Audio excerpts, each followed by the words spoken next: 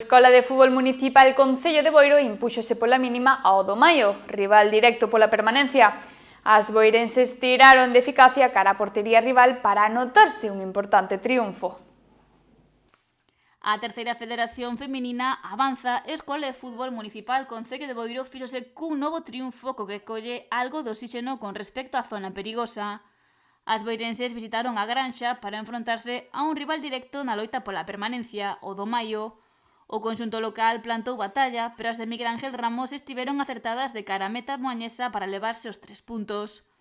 As do Barbanza puxéronse por diante pouco despois do asubío inicial.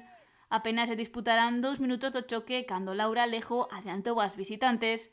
Sen embargo, 5 minutos despois, o do Maio puxo as táboas.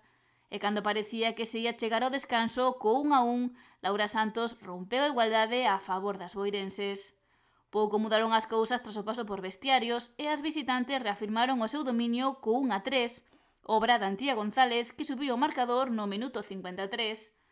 O do Maio acurtou distancias no 60, pero no 64 unha xogadora local marcou en propia para facer o 2-4 favorable ao Escola de Fútbol Municipal Concello de Boiro.